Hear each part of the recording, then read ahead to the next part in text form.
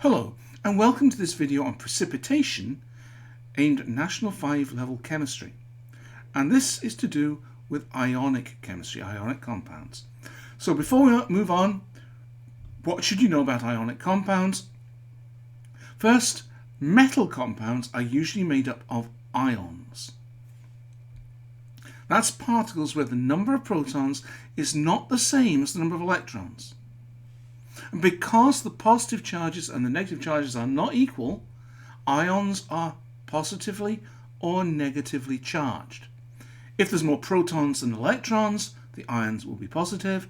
If there's more electrons than protons, the ion will be negative. Many ionic compounds dissolve in water, and when they do, the crystal lattice that holds the ions together in the solid is broken up, and that allows the ions to become free to move. So in a solution, ions are moving around freely. Okay, I said many ionic compounds dissolve in water. Some don't, and they're the ones we're going to be interested in just now. So if we want to know whether an ionic compound dissolves in water, we're going to want a table of solubility. There we go. There's our table of solubility. You'll find that in a good data book. Okay, let's see how does that work. Let's take calcium nitrate as an example.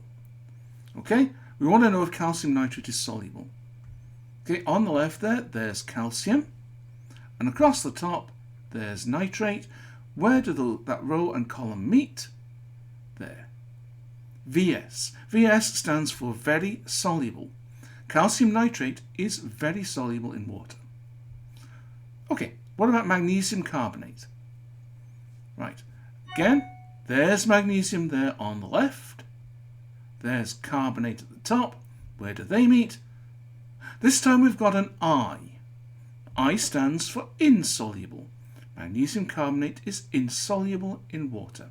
Just for completeness, S stands for soluble, and if you've got a dash, that means something weird's probably going on. Possibly the compound is breaking up when you add it to water. Now, one thing I want us to notice for the next section: magnesium carbonate is insoluble. You cannot get magnesium carbonate dissolved in water. Okay. So let's see what happens if you mix these two soluble ionic compounds. These are both soluble. Sodium carbonate is made of sodium ions. That's the orange ones there. Okay? There you've got sodium ions moving around freely in the solution. And you've got carbonate ions moving around freely in the solution. They're not moving together, they're moving independently. That's what happens when you dissolve an ionic compound. The ions become free to move. Similarly over here you have magnesium ions, the purple ones, chloride ions, the green ones, moving around freely. So let's see what happens if you mix them. If you mix them, the ions move freely and move in amongst each other. So what have we got in here? What compounds do we have in here? Okay, let's have a look. We've got sodium ions and we've got carbonate ions. So we have sodium carbonate in here. We have magnesium ions and we have chloride ions. So we've got magnesium chloride in here. But we've also got sodium ions and chloride ions together in the same beaker. So we've also got sodium chloride. We've got magnesium ions and carbonate ions. So let's see what we think we've got. We've got sodium carbonate because we've got sodium ions and carbonate ions.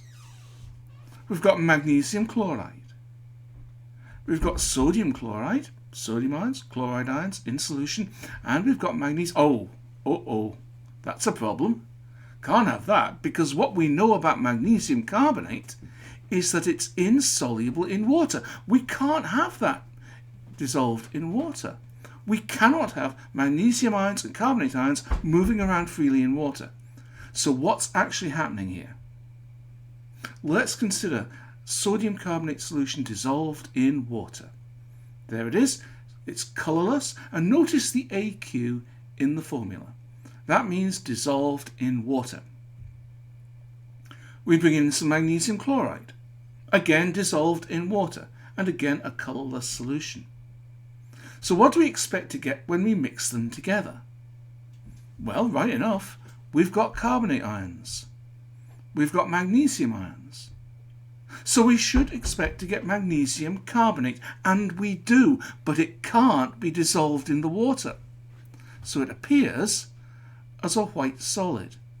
And if we leave that white solid, it will settle out to the bottom there as a solid. So what we're getting is magnesium carbonate solid. Notice the S. The state symbol this time is S for solid. There we are. So what else have we got? Well, we've got sodium ions, we've got chloride ions.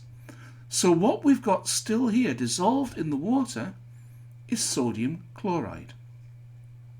Notice the AQ because it's still dissolved in water. The 2 is to balance the equation. So what we've produced is this white solid, this precipitate of magnesium carbonate. Precipitation is the formation of an insoluble compound from 2 soluble ones. Notice the sodium ions and the chloride ions haven't changed. They started moving around freely in water. They're still doing that. So these are spectator ions. So why would we want to do this? Why would we want to form a precipitate in this way? Well, we can use it for certain types of qualitative analysis. If we've got a sample of a compound and we don't know what it is, if we want to find out what that compound is, finding out what it is called qualitative analysis.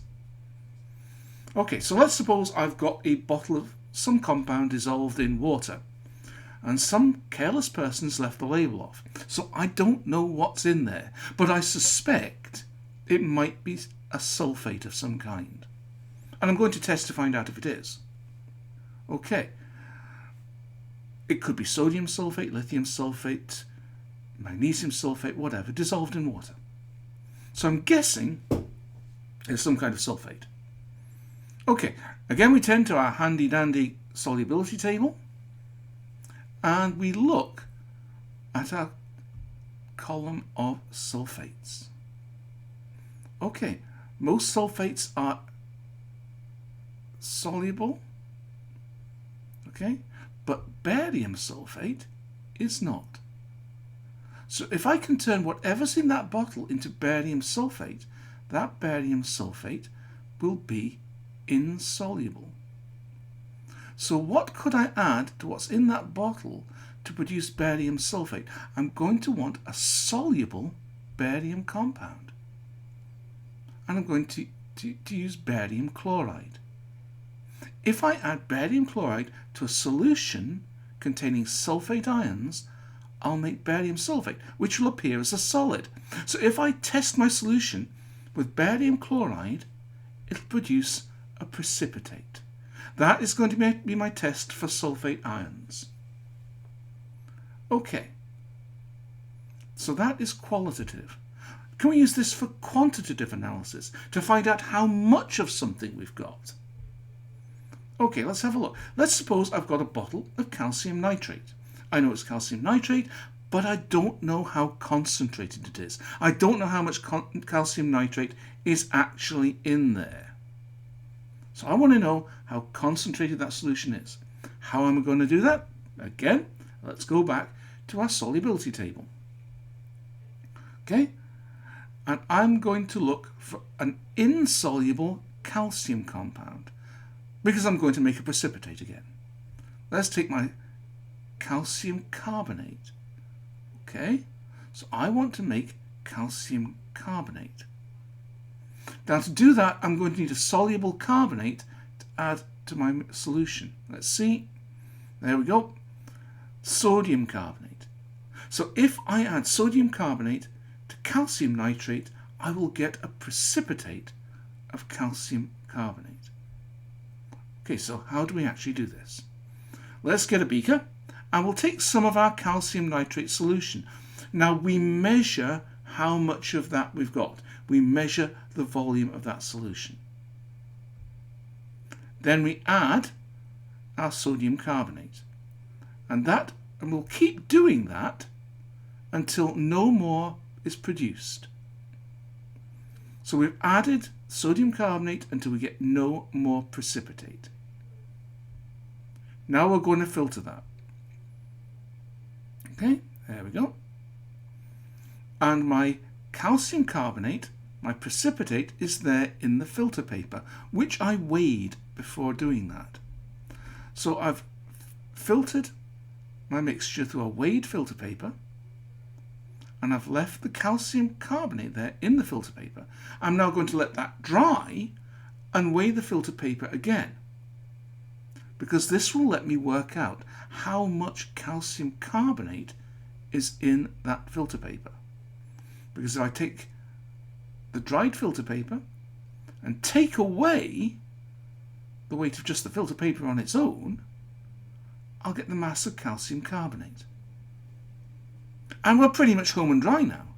Let's get our equation. We've just weighed our mass of calcium carbonate. There it is there. If we know the mass of calcium carbonate produced, we can work out how much calcium nitrate we had to start with. So we know the mass of calcium nitrate in our original sample. But we measured the volume of that.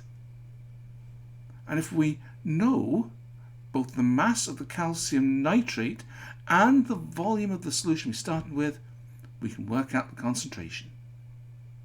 Okay, so to sum up, precipitation is the formation of an insoluble salt. And it's produced by mixing two soluble salts dissolved in water together. We can sometimes use that for qualitative analysis if you've got some idea of what ions you're testing for. And it can also be used for quantitative analysis, but I should tell you that the technique is a little more detailed than I've shown, but fundamentally what I've shown you is the way it works. And you do need to be up to speed with equation calculations to actually work things out. Okay, that's all for now. Thanks for watching. Bye for now.